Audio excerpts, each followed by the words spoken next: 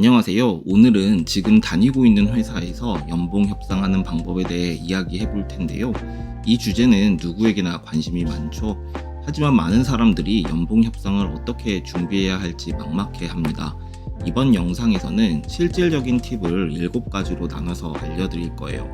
영상 끝까지 보시면 여러분도 연봉 협상에서 자신감을 가질 수 있을 겁니다. 첫 번째 팁은 먼저 입사할 때 회사가 나를 왜 뽑았는지 그리고 어떤 성과를 기대하는지 확실하게 알아야 한다는 점인데요.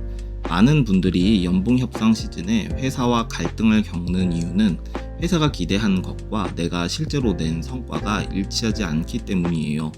그렇기 때문에 입사 후 바로 상사와 1대1 면담을 진행해서 회사가 원하는 바를 정확하게 파악해야 합니다. 이 과정을 거치지 않으면 연봉 협상 시점에 문제에 부딪히기가 쉬워요. 일 잘하는 직원들은 평소에도 자주 상사와 대화를 나누지만 일을 못하는 직원은 협상 때가 돼서야 얘기를 꺼내죠. 상사도 이럴 땐 부담이 될 수밖에 없습니다. 두 번째 팁은 자신의 성과는 협상 시즌에 갑자기 취합하는 것이 아니라 평소에 지속적으로 기록하고 있어야 한다는 점인데요. 성과를 모아두지 않았다가 급하게 자료를 내놓으면 오히려 신뢰를 잃어버릴 수 있습니다. 경력기술서를 이직할 때마다 한 번에 몰아서 쓰지 말고 중요한 성과를 달성할 때마다 조금씩 업데이트하는 습관을 들이세요. 이렇게 해야 협상 테이블에서 정확한 데이터를 바탕으로 자신을 어필할 수 있습니다. 내가 얼마나 일을 잘했는지 또 얼마나 열심히 했는지를 보여줄 데이터를 준비하는 것이 중요합니다. 세 번째 팁은 여러분의 성과가 회사의 이익에 직접적으로 어떻게 기여했는지 연결 지어야 한다는 점입니다. 이것은 마케터나 영업직에만 해당되는 얘기가 아닙니다. 디자이너, 기획자, 개발자 등 모든 직군이 자신의 일과 회사의 실익을 연관지어 생각해야 해요. 예를 들어 내가 한 디자인이 얼마나 많은 고객의 관심을 끌었는지, 그 결과 회사에 어떤 이익을 가져다 줬는지 등을 명확히 알아야 합니다. 대부분의 사람들이 이런 데이터를 평소에 관리하지 않아요. 하지만 여러분이 지금부터라도 이 작업을 시작하면 연봉 협상에서 확실히 유리한 위치에 서게 될 겁니다. 네 번째 팁은 협상 시즌에 결과를 받아들이는 자세가 중요합니다.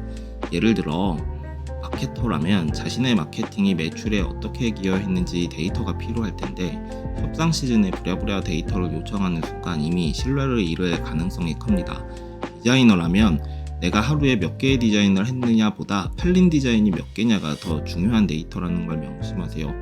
성과는 평소에 꾸준히 측정하고 기록하는 것이지 협상 직전에 갑자기 끌어모으는 것이 아닙니다. 다섯 번째 팁은 입사 당시 기대했던 성과를 넘어서 더 나은 결과를 냈다면 연봉 협상에서 반드시 이 부분을 어필하세요.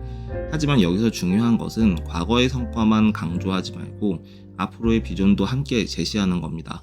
예를 들어 상사들이 하고 있는 주요 업무를 파악한 후 내가 언제까지 그 업무를 배워 실무에 적용할 수 있을지 계획을 제시하세요. 여기서 핵심은 협상을 바로 끝내려 하지 말고 기회를 주면 그 성과를 증명하겠다고 약속하는 겁니다. 이렇게 하면 단순히 한 번의 협상이 아니라 재협상의 가능성도 열어둘 수 있어요. 여섯 번째로 연봉보다는 빠른 승진을 목표로 삼으세요. 내가 지금 얼마를 받느냐보다 중요한 것은 내가 앞으로 무엇을 할 수 있느냐입니다. 회사에서 월급이 조금 적다고 실망하지 마세요. 내가 최연소 팀장이 될 수 있다면 최고급여를 받는 사원보다 더 유리한 위치에 서게 됩니다. 결국 연봉은 능력에 맞춰 책정되기 때문에 자신의 능력을 최대한 빨리 끌어올리는 것이 중요합니다. 마지막으로 지금까지 이야기한 모든 팁을 듣고 내가 아직 준비가 덜 됐다고 느끼신다면 연봉 협상을 연기하는 것도 하나의 방법입니다.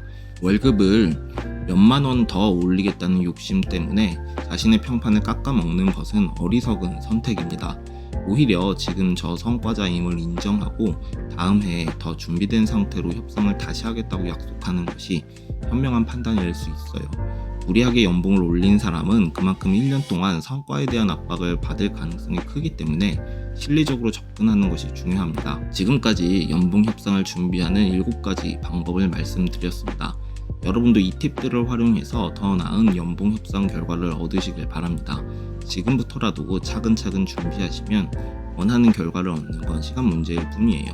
이 영상이 도움이 되셨다면 좋아요와 구독 꼭 부탁드리고요. 다음 영상에서 또 유익한 정보로 찾아뵙겠습니다. 감사합니다.